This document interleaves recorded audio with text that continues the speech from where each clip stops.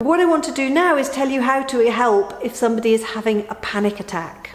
Now, panic attacks are an extreme feeling of fear and dread. They can be totally overwhelming and lead you to want to escape some sort of uncomfortable situation, but you might not even know what it is. It can just come on in the middle of the night, in the middle of the day, for no apparent reason, and be overwhelming. So panic is a perfectly normal response, and the roller coasters and things are designed to induce a degree of that sort of feeling. However, for some people it causes major problems, and when the panic attacks take over, they cannot function, and very often they end up being admitted to hospital with a possible heart attack, asthma attack, or as a really serious panic attack.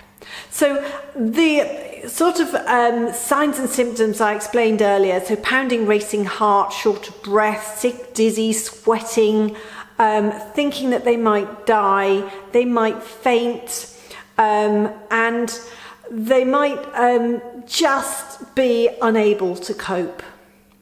One of the things to do is to try and take them away from whatever might be triggering it, if there is an obvious cause.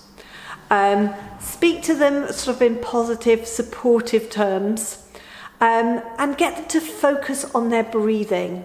So breathing slowly in and slowly out whilst counting to 5 can actually counter an awful lot of those panicky feelings, because it will bring in your parasympathetic to play, whereas your sympathetic nervous system has gone completely out of all control during this panic attack.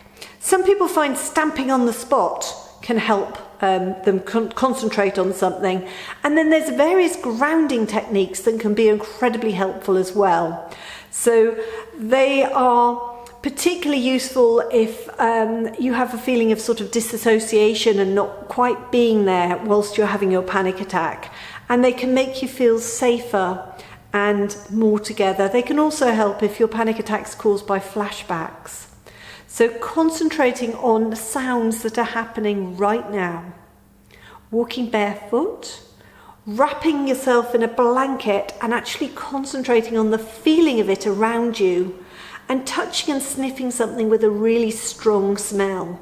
Now, some people that are prone to panic attacks find that carrying something around, something with a really strong smell, maybe something pepperminty or lavender, or something that they associate with something comfortable and safe, can help them to control their panic attacks and stop them getting out of control.